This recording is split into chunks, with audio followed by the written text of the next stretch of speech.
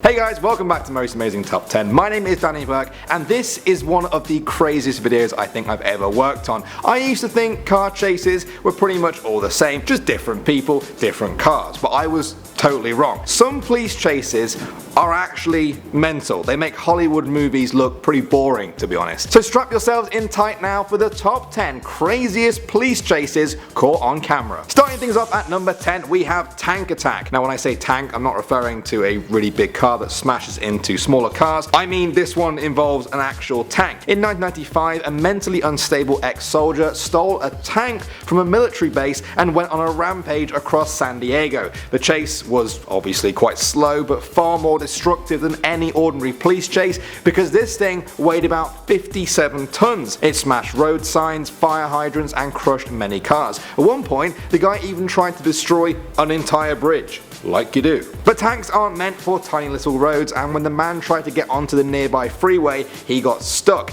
That's when police saw their chance. They opened the hatch and told him to stand down, but then shot him when he started trying to free the tank. Police later justified this killing by the fact that there were 30 cars with civilians nearby that could have been killed if the tank had gotten free.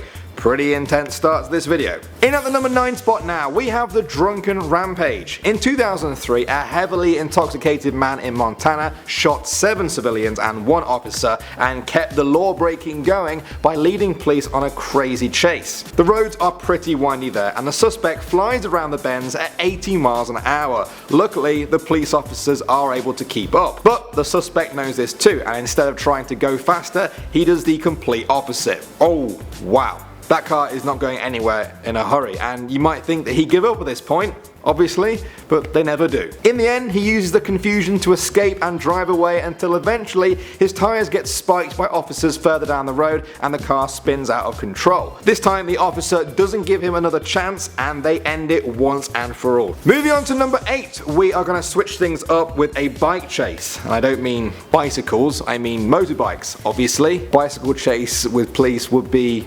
hilarious. But in 2013, one biker in the LA area was on the run from police on the highway, and he wasn't just passing cars at high speed, he was punching them too. Guy, as he's swinging, there he goes, punching the cars. That's what he's doing. He's punching the vehicles. Now I don't know why. I don't know why at all. The newscasters didn't know why, but it looked like he broke his hand in the process. For the next 10 minutes, he spends his time whizzing past cars and clutching his hand in pain. As the traffic builds up on the highway around him, the suspect decides to go off-road into a construction area, and at this point he knows the game is up. Next up at number 7, we have the Limo. Yeah, in 2007 a man stole a stretch limousine car and took police for a little ride. Now if any of you guys have ever seen a limo in real life, you'll know that they don't look like they are really high speed chase material, which is why this one is actually so crazy. When police first spotted the limo on the freeway in New York State, the driver was doing 120 miles an hour. Tearing up the highway in a 20-foot limousine.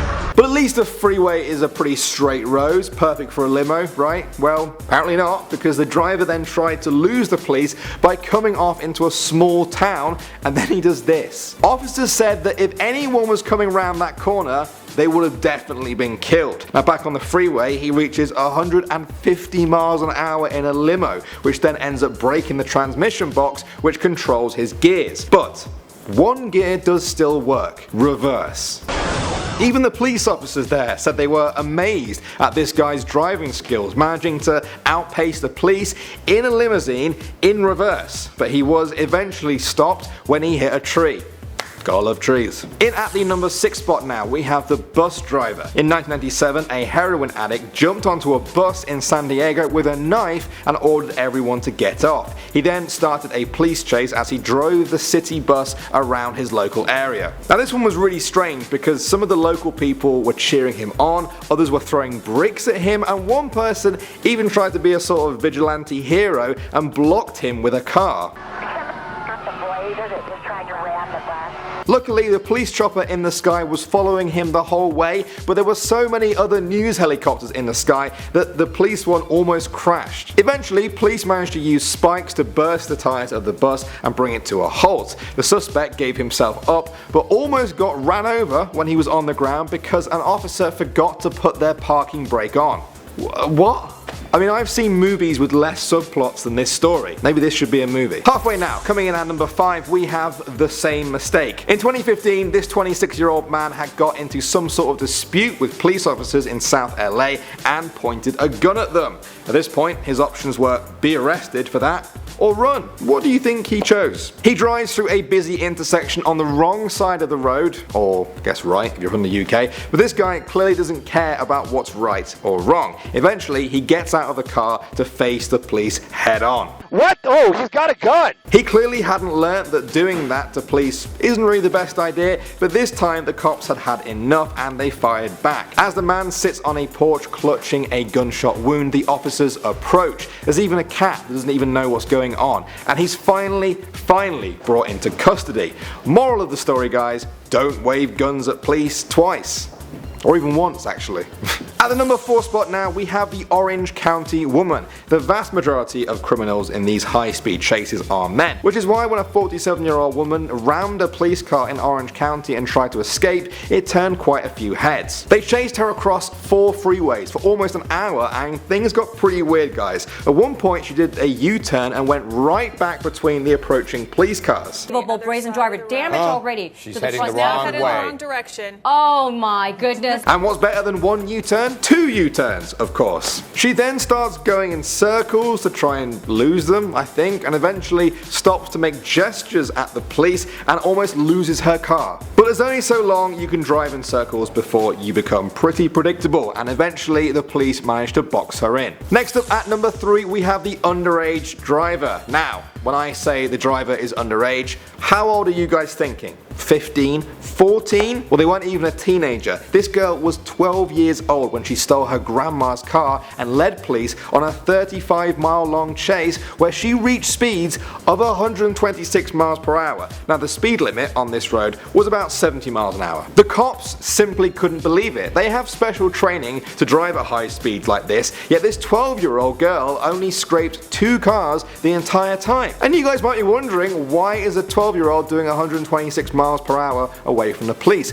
Well, she was apparently in a hurry to see her 18-year-old boyfriend. Yeah, but he didn't think the ending would get that weird, right? Coming in at the number 2 spot, we have Firey wood truck. I'm not really good at naming things.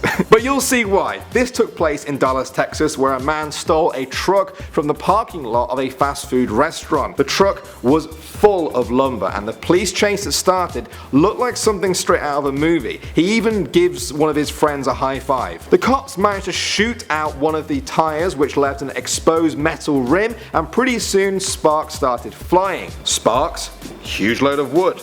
Sparks, huge load of wood. What do you guys think happened next? And now there's flames. The truck is on fire. Incredibly, the driver still didn't stop despite being on fire. One of his tires catches fire and rolls away, and he bashes into a school bus, injuring a kid. The whole thing was just mental. In the end, the only thing that stopped this 90-minute chase is when he gets shot. That's what it took. He was sentenced to 99 years in prison. High five. And finally at number 1, we have the Bulldozer. This one is honestly one of the craziest things that I've ever seen. In 2004, Marvin Heemeyer from Colorado was mad at some local businesses over a zoning dispute with his business. Now, most people in his situation would maybe want to see a rival business crash to the ground, but that is literally what he wanted. He meant that. He got hold of a bulldozer which he had modified in a warehouse with steel armor for protection because he was a trained welder, and it was like concrete in the middle. Does that sound crazy? Well, it looked crazy too.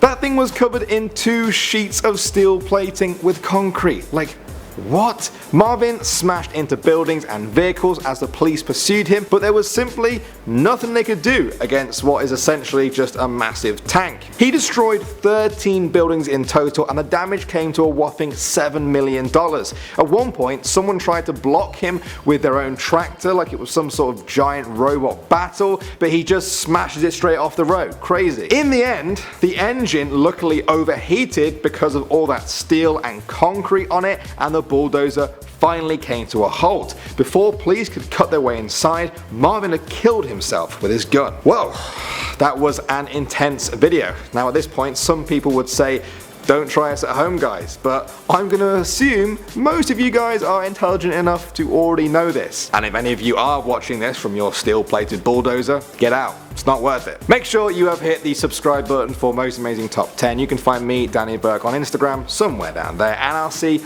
all you guys in the next one.